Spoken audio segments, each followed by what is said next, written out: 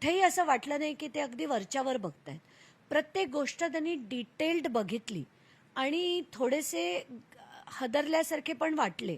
आणि पूर्ण बोलणं झाल्यानंतर ते मला म्हणाले की आम्ही आता उद्या आमची बैठक आहे, मी हे सगळे त्यांच्या पुढे मांडतो. मुख्यमंत्र्यांबरोबर आमची कॅबिनेट बैठक आहे, 12 वाजता आम्ही भेटणार आहे, तेव्हा मी हे सगळं त्यांना दाखवतो आणि पुढे काय करायचं ते आम्ही ठरवतो आणि म्हणजे राजीनाम्याबद्दल ठरवतो. आता काय करतायत ते मला माहित नाही, अजून काही विशेष काही कळलं नाहीये, तर आता बघू काय करतायत.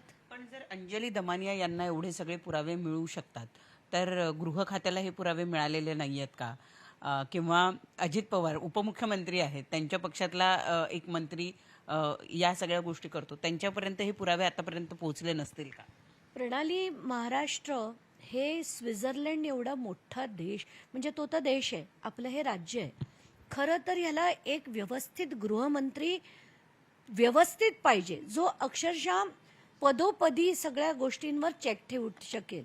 पण आत्ताच्या घटकेला आपण बघतोय हे मुख्यमंत्री पण आहेत, गृहमंत्री पण आहेत, तर मला त्यांच्यात सिरियसनेस आहे. आणि बीडची एवढी मोठी घटना, 1.5 महिने आक्रोश होतोय, जनमोर्चे निघतायत, आक्रोश मोर्चे निघतायत, लोक इतकं माध्यमं लावून धरतायत आणि मध्येच अशी एक बातमी येते की मुख्यमंत्री आज त्याच्या बीडच्या घटनेचा आढावा घेणार आहेत.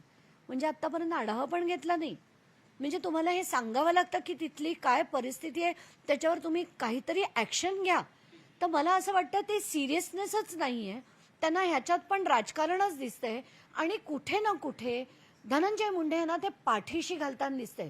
कारण काही माध्यमांशी मी बोलताना, काही पत्रकारांशी मी बोलताना मला असंही सांगण्यात आलं होतं की आत्ताच्या मंत्रिमंडळात खरं तर धनंजय मुंडेंचं नाव सुद्धा नव्हतं आणि अजित पवारांनी हे नाव सुद्धा देण्यात म्हणजे नकार दिला होता.